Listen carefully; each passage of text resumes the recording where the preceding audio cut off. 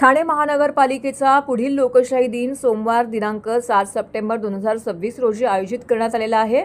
नागरिकांनी सप्टेंबर महिन्याच्या लोकशाही दिनाच्या 15 दिवस आधीच म्हणजेच 22 ऑगस्ट पर्यंत त्यांचे अर्ज निवेदन महापालिका भवन नागरिक सुविधा केंद्र येथे 2 प्रतीत सादर करावेत। निवेदन दाखल करताना अर्जदाराने प्रत्येक निवेदनासोबत प्रपत्र 1 सादर करणे आवश्यक आहे। प्रपत्र 1 नागरिक सुविधा केंद्र येथे उपलब्ध करून देण्यात आलेले आहेत।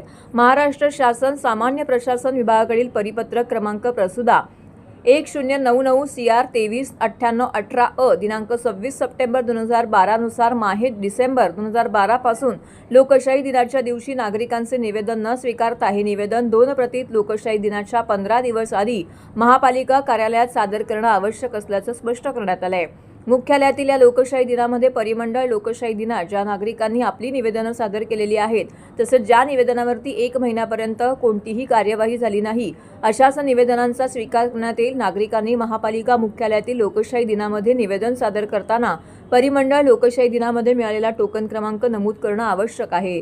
अर्जदाराने एका अर्जामध्ये एकच तक्रार सादर करावी। एकापेक्षा जास्त तक्रारी असलेला अर्ज स्वीकारला जाणार नाही। त्याचप्रमाणे आस्थापना विषयक विविध न्यायालय लोक आयुक्त यांच्याकडे प्रलंबित असलेल्या प्रकरणाच्या तक्रारी माहिती अधिकार कक्षेत येणारी प्रकरणे राजकीय पक्षाच्या नगरसेवकांच्या संस्थेच्या लेटरहेडवरील अर्ज अंतिम उत्तर आलेले आहे किंवा देण्यात येणार आहे अशा प्रकरणी केलेला अर्ज तक्रार वैयक्तिक स्वरूपाची नसेल तर असे अर्ज स्वीकारले जाणार नाहीत याची नोंद घ्यावी।